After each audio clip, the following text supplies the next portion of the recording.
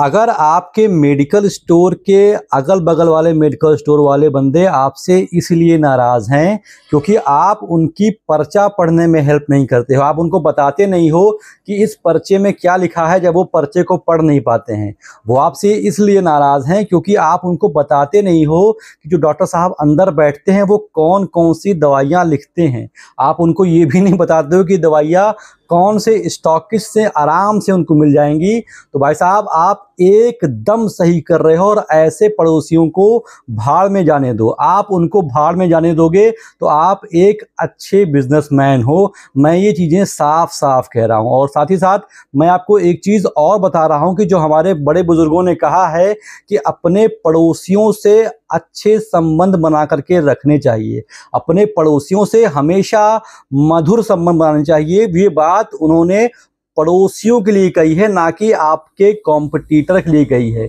पड़ोसी वो होते हैं जो आपके घर के आसपास रहते हैं, ना कि वो होते हैं जो आपके दुकान के आसपास रहते हैं। आपको ये कॉन्सेप्ट एकदम क्लियर होना चाहिए कि आपका पड़ोसी कौन है और आपका कॉम्पिटिटर कौन है। अच्छे संबंध आप पड़ोसियों से बनाएं, ठीक है, लेकिन अपने कॉम्पिटिटर से आपके संबंध अगर खराब भी हैं तो आपका इसमें कोई भी नुकसान नहीं है सिवाय फायदे के।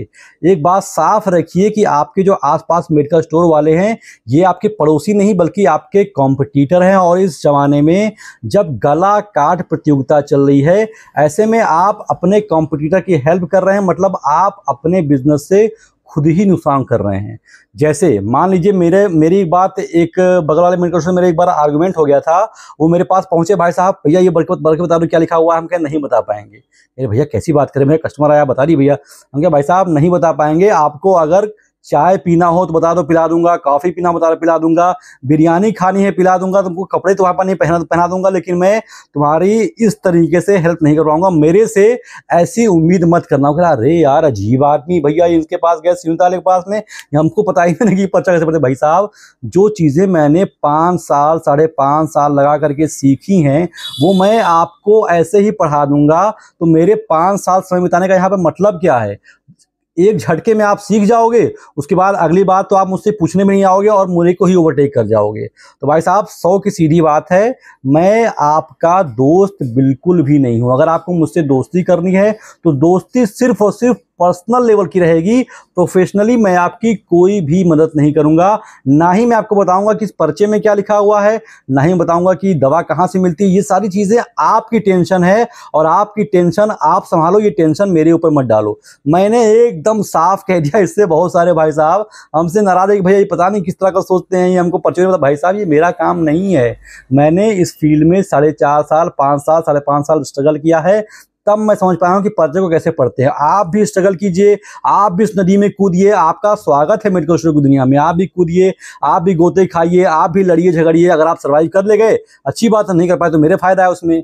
तो आपको मैं इसलिए बता रहा हूं क्योंकि आपको बहुत ज़्यादा अच्छा इंसान बनने की कोशिश नहीं करनी है।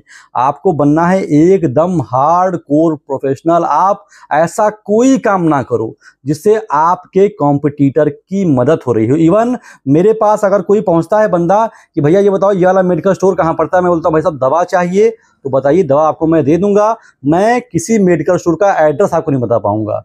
तो बहुत सारे कस्टमर उसमें ऐसे हुए जो हाँ भैया दवा चाहिए थी उनके यहाँ, आइए दवा मैं आपको दूंगा, डिस्काउंट भी कर दूंगा। लेकिन आप एक मेडिकल स्टोर वाले से पूछ रहे हो कि मेडिकल स्टोर कहाँ है, मैं आपकी सब कुछ हेल्प कर दूंगा। मैं आपको डिस्काउंट भी कर दूंगा, थोड़ा बहुत उधार भी कर दूंगा, लेकिन मैं ये चीज़ नहीं कर पाऊंगा कि आपको किसी का एड्रेस बताऊं। मेरा फंडा एकदम क्लियर है कि मैं ऐसा कोई काम नहीं करूंगा जिससे मेरे कॉम्पिटिटर को फायदा हो 1 रुपए का भी। और यही चीज़ मैं अपने हर वीडियो में पूरे जोर के साथ हमेशा आपसे कहता हूं कि भाई साहब आपको अपने कॉम्पिटिटर की हेल्प नहीं करनी है। आप यहाँ पर अपने कॉम्पिटिटर का प्रचार करने नहीं बैठे हुए हैं। आपको अपने आप को स्ट्रांग करना है। आप कब स्ट्रांग होंगे? जब आपका कॉम्पिटिटर वीक होगा, क्योंकि वो कहीं ना कहीं आपके में से ही खा रहा है। अगर वो नहीं होता तो सारे पर्चे आपके पास नहीं आते, और अगर आप वीक हो जाओगे तो फायदा उसका आपके कॉम्पिटिटर को मिलेगा। तो ऐसा कोई भी काम ना करो। भाड़ में जाए साले, आपसे पूछने के लिए आ रहे हैं, नहीं बता पाएंगे। साफ शब्दों में कह दो नहीं बता पाएंगे, अगली बार वो आपसे पूछने ही नहीं आएगा।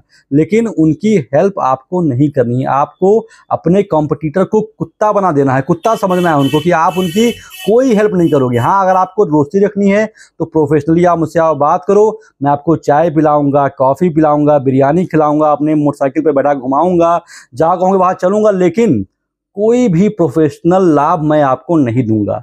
आशा करता हूं कि जो बात मैं आपको समझाना चाहता भाई साहब, वो बात आप तक क्लियरली पहुंच गई हो। अदरवाइज आने वाले साल में इतना कंपटीशन बढ़ जाएगा, इतना बढ़ जाएगा कि आपको सर्वाइव करना मुश्किल हो जाएगा। तो आपको सर्वाइव करना है तो अपने कॉम्पिटिटर को पूरी तरीके से किल करना ही होगा, और यही सबसे बेटर चीज़ है।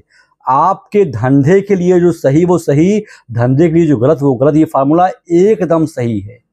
आशा करता हूं जो बात मैं आपको बता रहा हूं वो बात आप तक पहुंच रही हो। उसके अलावा अगर आप एक मेडिकल स्टोर खोलने वाले हैं, अभी आप कहीं पढ़ाई लिखाई कर रहे हैं, नौकरी चाकरी कर रहे हैं, आपको मेडिकल स्टोर खोलना है, लेकिन अभी आपको उसके विषय में कोई नॉलेज नहीं है, तो ऐसे लोगों के लिए मैंने एक कोर्स लॉन्च किया है जिसका नाम है शिवनीता मेडिकल स्टोर कोर्स। इस कोर्स का लिंक मैंने डिस्क्रिप्शन में दे रखा है।